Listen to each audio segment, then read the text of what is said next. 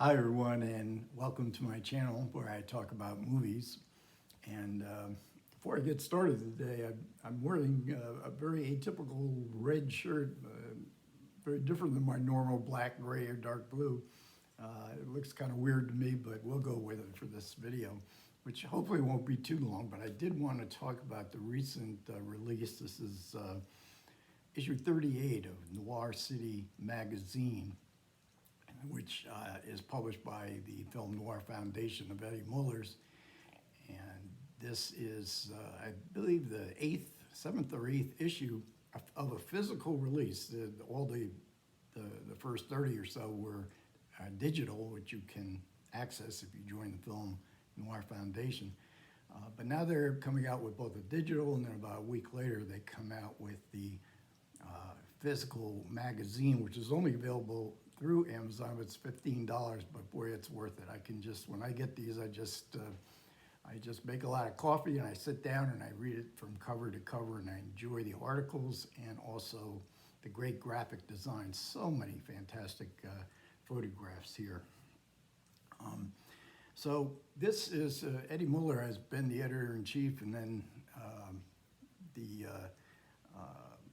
current editor, and this is the first issue of the current editor, which is Imogen Sara Smith. And so she has come up with a doozy. I think this may be the best issue so far, because it is a theme. This theme is true crime. Now the cover here is maybe a little bit overly busy, but if you sit down and you look at it a little bit, it's kind of interesting.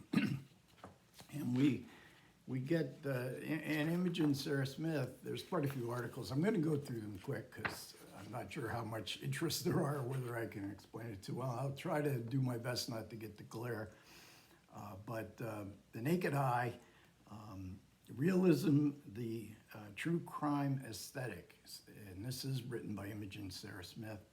And so she kicks off the issue with going back to silent film days, the different films that Hollywood used, their different true crime stories that Hollywood was always using. She focuses in, and I Was a Fugitive from a Chain Gang with Paul Muni, which was based on a very famous story at the time. Paul Northside 777 with Jimmy Stewart and Richard Conte, which also was based on a man who was unjustly convicted of a crime that Jimmy Stewart tries to exonerate, find the evidence to exonerate him for. And then we get Bury the Past, and this is a really fascinating article. And this is about Roger Toohey, who was a notorious gangster back in the 1920s, and there was actually a movie based on his life with Preston Foster, I think, playing Roger Toohey, Victor McLaglen, Danny Andrews, and Ken Taylor. I have never seen this movie, but I got to see it after you read the true life story of Roger Toohey. You almost have to want to see the movie, regardless of how good it is. And then we get ripped from the headlines. Now this is by Eddie Muller himself, writing this article. And so what he does is he goes through a whole bunch of film noirs, some famous, some not so famous. And he talks very briefly about the real life events from each of these movies, and that the movie was based on. As you go through this, like 14 Hours was actually based on a true life story. If you've ever seen that, was that Richard Basehart stands up on the top of a building threatening to jump off. And then we get, amongst these, we get The Wrong Man, which was an Alfred Hitchcock movie, very atypical Alfred Hitchcock movie starring Henry Fonda. What a shot that is! That's just amazing. And I'm preparing a 3-movie miniseries on Hitchcock films, and I will be including The Wrong Man, Shadow of a Doubt, and I Confess in that series. And of course, In Cold Blood. Boy, what a book by Truman Capote. I read that book when it came out. It frightened the heck out of me. And the movie is very frightening as well. And then here comes the real doozy. By Vance McLaughlin. In Harm's Way, the real-life killer who inspired Night of the Hunter, which we all remember when being one of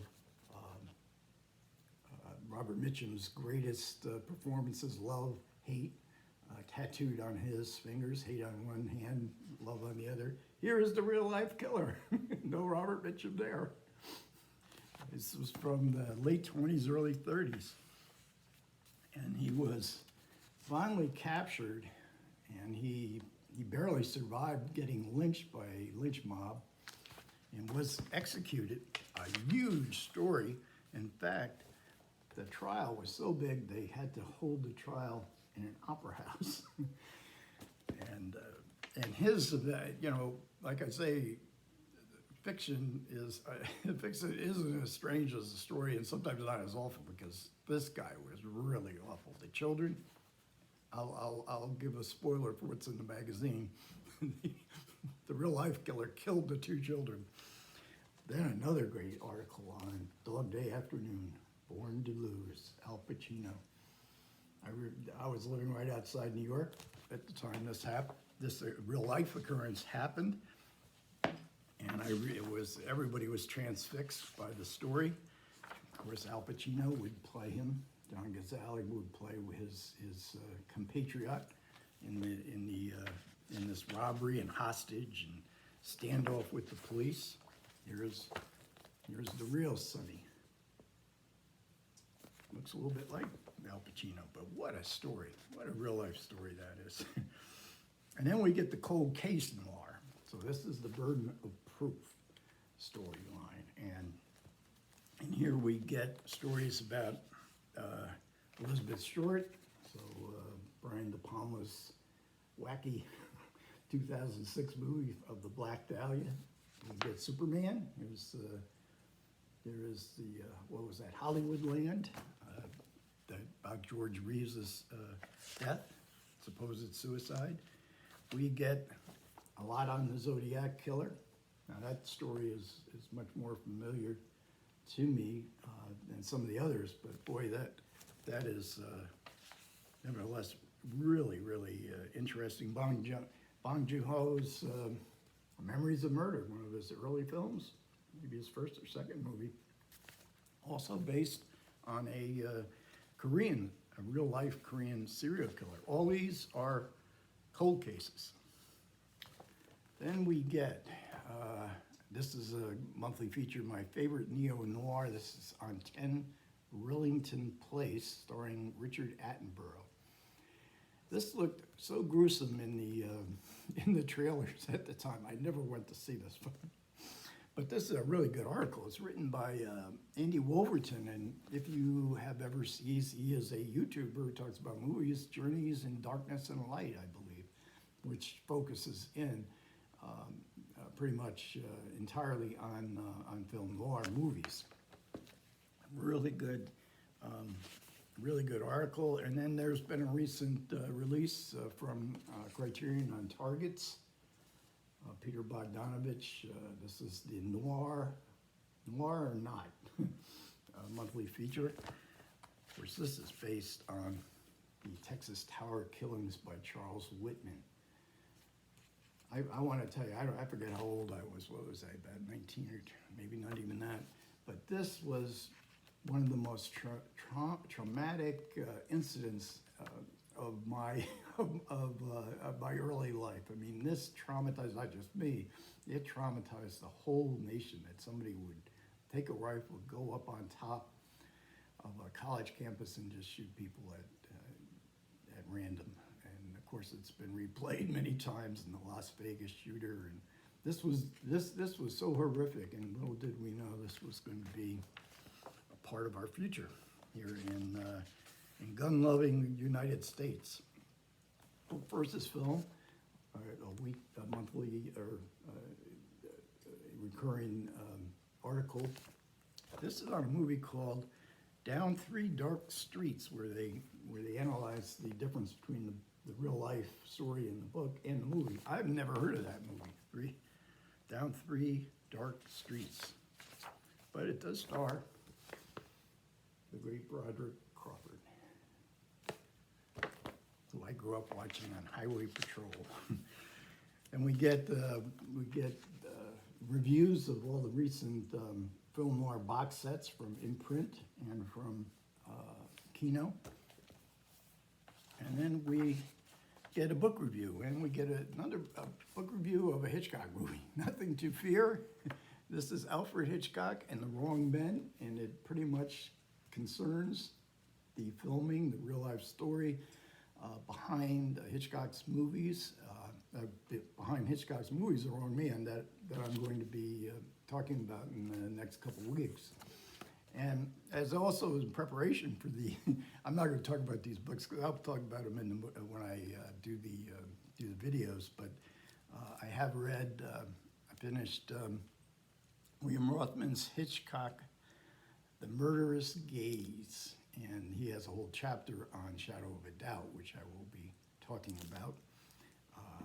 And then, by the way, that new Hitchcock title, Nothing to Fear, is available on Kindle for only like $5, I think, currently. I'm going to download it later today. And I'm also reading a book that was reviewed in the previous Noir City magazine, The Architecture of Suspense, the built world in the films of Alfred Hitchcock. I'm about a third of the way through this book. I'm absolutely loving it. I'm going to have to go through all of Hitchcock's movies now to look at it from the standpoint of the architecture, because Hitchcock was a great proponent of how his films looked. It focuses a lot in what I've read so far on Falling Water, the Frank Lloyd Wright house in Pennsylvania, which I've always wanted to go visit, because the Van Damme house in the end of North by Northwest is modeled, that cantilevered, house over the bluff. But before I get to Hitchcock, I'm going to get to the trial. This was so great. This is Orson Welles' crazy masterpiece. It's just so fantastic. And I just finished the commentary with Jonathan McBride, and it's a brand new commentary. Can you believe it? Criterion is actually doing a brand new scholarly commentary by McBride, who was in The Other Side of the Wind. He appears as the film critic in The Other Side of the Wind. He knew Orson back in the 1970s, early 70s. The commentary of the year, I just finished it about half an hour ago.